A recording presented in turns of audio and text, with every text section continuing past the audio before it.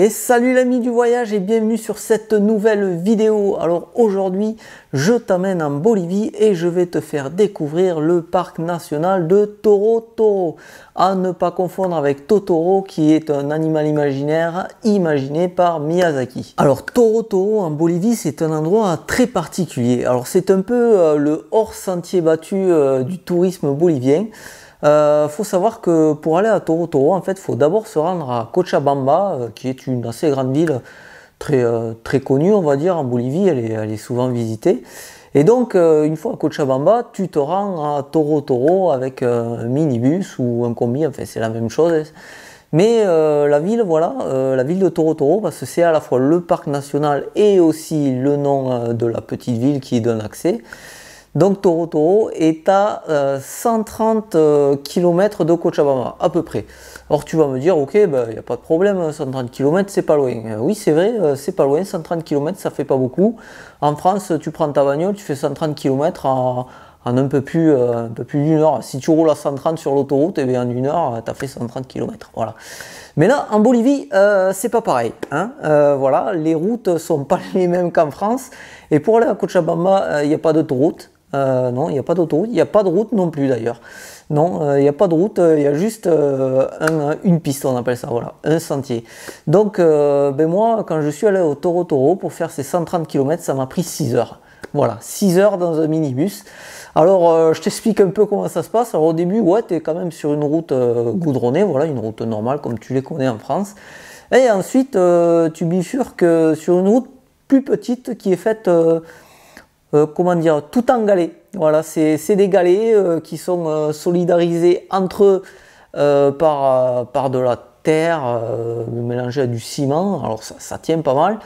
Et ensuite, après ça, tu as carrément juste de la piste. Voilà, un chemin de terre, quoi. Alors, je t'explique pas.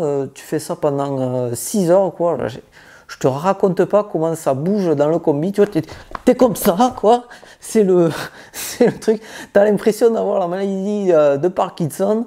Et voilà, tu te bouscules contre les gens qui sont à côté de toi dans le bus. Voilà, tu t'effondres sur eux carrément. Ça m'est arrivé. Il y a des gens qui sont tombés sur moi aussi, notamment une petite vieille qui m'est tombée dessus. Et voilà, la route est très compliquée. De plus, il faut savoir que Toro Toro n'est accessible que lors de la saison sèche. Voilà, parce que à la saison des pluies, en fait, tout est inondé. Il est impossible de se rendre à Toro Toro. La ville est coupée du monde. Et de toute façon, même en saison sèche, la ville est coupée du monde. Voilà, là-bas, il n'y a pratiquement rien, quoi. Par exemple, il n'y a pas de distributeur automatique. Voilà. Donc, si tu fais un voyage en Bolivie, tu vas à Toro Toro, pense à prendre énormément de liquide parce qu'il n'y a pas de distributeur automatique. Je le répète, c'est très important parce que là-bas, il faut dépenser pas mal d'argent parce qu'il faut payer des guides et tout. Mais je vais t'en parler dans la prochaine partie qui arrive tout de suite. Donc, pourquoi Toro Toro? Qu'est-ce que je suis allé faire là-bas? Qu'est-ce qu'il y a à voir à Toro Toro? Eh bien, il y a plein de choses à voir.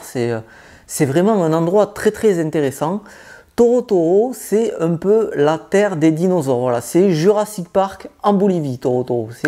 C'est vraiment super bien. Alors pourquoi je te parle de Jurassic Park?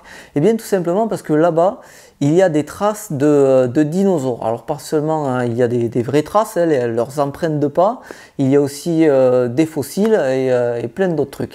Alors déjà, le premier truc qui marque quand tu arrives dans la ville de Toro Toro, alors c'est une toute petite ville encore une fois, il n'y a vraiment pas grand-chose à part quelques hôtels, 3-4 tiendas. Des tiendas, c'est des petits magasins où acheter à manger, quoi. Mais voilà, à part ça, il n'y a pas grand-chose. Et en fait, dans la ville, il y a un peu partout des dinosaures. Alors pas des vrais dinosaures, mais voilà, on va dire, comment appeler ça, des sculptures, pas des automates, ouais, voilà, oui, on va dire des statues de dinosaures, quoi. Alors, ils sortent du mur et tout, exactement comme dans Jurassic Park. Mais bon, c'est pas un parc d'attractions, hein, c'est dans la ville, voilà, qui a un peu le thème des dinosaures. Alors, moi, quand j'y étais, c'était en 2017-2018 par là. Et alors à mon époque, il n'y avait pas encore grand chose, il y avait des dinosaures un peu partout, mais on peut s'attendre à ce que dans 10 ans, par exemple, ce soit vraiment un très très gros truc, que le truc se développe autour des dinosaures et que ça devienne vraiment pratiquement un vrai parc d'attractions, quoi. Parce que voilà, moi j'ai été étonné de voir dans la ville là toutes ces représentations de dinosaures qui font vraiment réel, hein. Ça doit coûter très très cher. Et pour un pays comme la Bolivie qui n'a pas énormément d'argent quand même, j'ai trouvé que l'investissement en gros était important. Et encore une fois, il n'y a pas énormément de touristes, hein. Voilà, c'est pas le touriste lambda qui va là-bas, c'est plutôt le touriste qui a le temps, tu vois. Parce que voilà, pour visiter tout le parc national de Toro Toro, il y a plein de choses à faire là-bas. Notamment, hein, il y a beaucoup de rando. Il faut y aller au moins 3-4 jours par là. Ensuite, ce qui est intéressant à voir à Toro Toro, c'est les mouvements de la Terre. Alors je m'explique, tu ne vois pas la Terre bouger, mais tu peux voir qu'elle a bougé il y a des millénaires. En effet, il y a un paysage vraiment étrange et magnifique où tu vois la croûte terrestre qui est montée, un peu comme si elle avait été repoussée par les mains d'un géant, tu vois, ça fait des sortes de vagues comme ça en hauteur, c'est vraiment très très impressionnant. J'ai adoré voir ça et je suis resté béat d'admiration devant ce paysage incroyable.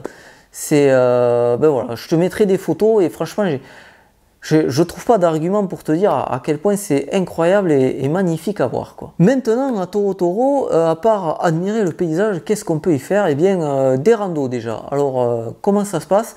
Eh bien en fait il y a un bureau de guide et tu es obligé de payer un guide pour te balader dans le parc. Voilà, tu ne peux pas faire des randos tout seul, ça faut le savoir. Donc généralement les guides en fait ça marche en groupe. Donc si tu es tout seul, ça va te coûter un certain prix. En fait, c'est un forfait, voilà.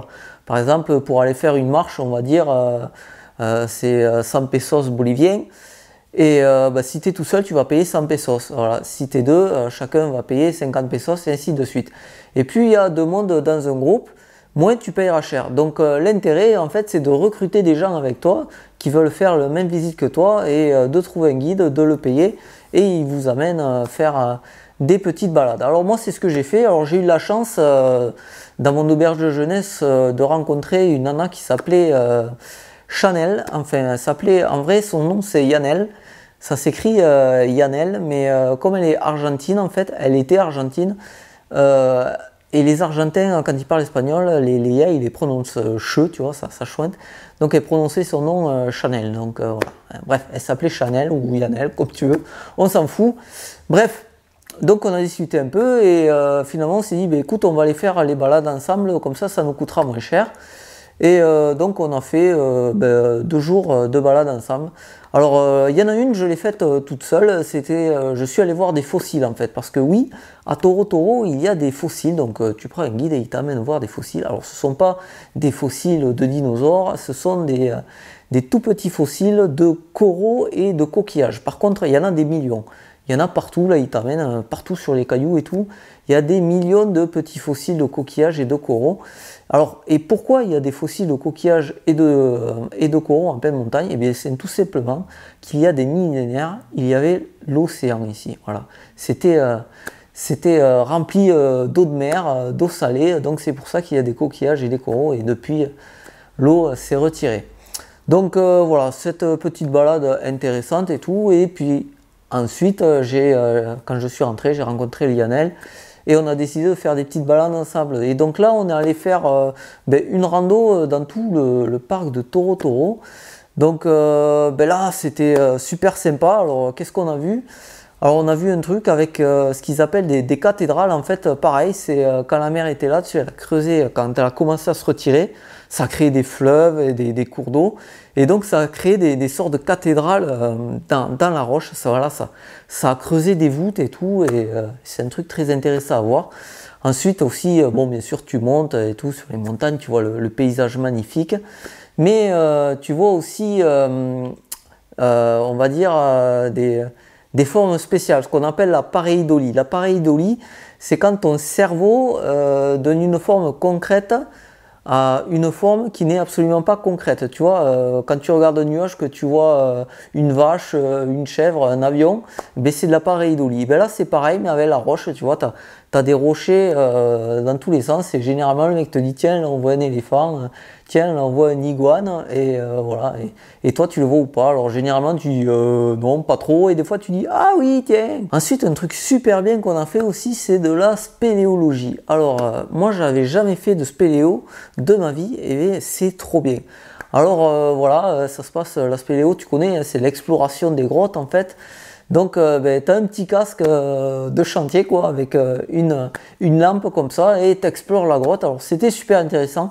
J'ai pas énormément de photos parce que, évidemment, pardon, il fait noir, donc pour prendre des photos, c'est pas évident. Mais je t'assure que cette visite était vraiment géniale. Et il y a un petit côté aventure aussi, parce que c'est vraiment de la bonne spéléo, tu vois, je veux dire, tu rampes dans des boyaux très étroits et tout, c'était vraiment trop cool, j'ai adoré cette séance de spéléo, tu glisses sur les fesses aussi et tout, c'était vraiment trop bien.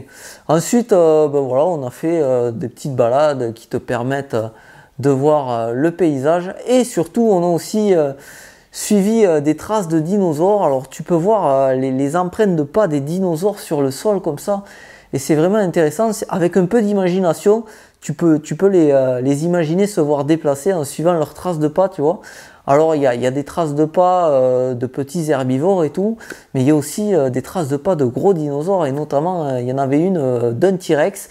Alors je sais pas si c'est vraiment un T-Rex ou un autre carnivore, mais vraiment un truc énorme. Je te jure, l'empreinte des pas, elle est immense, elle faisait ma taille. Bon, après je suis pas très grand. Je fais 1m60, donc bon voilà, mais imagine une trace de pas de 1m60 quand même, c'est pas mal. Ben, je te mettrai la photo, je me suis allongé à côté avec, mais c'est vraiment très très intéressant. Et ben, cette balade aussi, elle permet aussi de visiter, enfin de voir plutôt le canyon de Toro Toro, qui est vraiment un endroit magnifique. C'est voilà, c'est un canyon et un panorama incroyable. Et en même temps aussi une petite balade à la cascade de Vergel, ça s'appelle. C'est une toute petite cascade, mais vraiment très très jolie, et tu peux te baigner. Alors, est-ce que je me suis baigné? On va plutôt dire que je me suis trempé. Il y avait un Israélien aussi avec nous. Et voilà, on a été les deux seuls courageux à oser rentrer dans l'eau, parce que je te jure, elle était vraiment glacée. En fait, voilà, on s'est trempé, on a fait une longueur, on est sorti de l'autre côté vite. Mais voilà, au moins on peut dire qu'on l'a fait, tu vois. Et bien voilà, c'est la fin de cette petite vidéo. Alors tu vois, c'était assez rapide. Mais vraiment, Toro Toro, c'est un endroit qu'il faut aller visiter. Si tu as le temps, si tu vas en Bolivie et que tu as du temps, il faut vraiment aller à Toro Toro. Alors encore une fois, il faut y rester ouais, 3-4 jours quand même si tu veux faire beaucoup de rando. C'est pas la peine d'y aller si tu restes qu'une journée. Déjà 6 heures de route, quoi. Encore une fois, la route bien cabossée et tout. Donc si tu y vas, c'est pour y rester. Mais vraiment, c'est un endroit à faire, et tu croiseras pas énormément de touristes. Tu en croiseras, bien sûr, tu seras pas tout seul, mais tu croiseras, on va dire, les plus vaillants et les plus aguerris, les vrais voyageurs, les gens comme moi, voilà. Je vais me la péter un peu, les gens comme moi qui veulent vraiment découvrir du pays, quoi. Mais voilà, encore une fois, il faut vraiment aller à Toro Toro. Bon, il ne me reste plus qu'à te dire de t'abonner à cette chaîne si tu as aimé cette vidéo, et de la partager aussi, de cliquer sur la petite cloche une fois que tu t'es abonné, pardon. J'ai du mal à parler, c'est un truc de dingue aujourd'hui.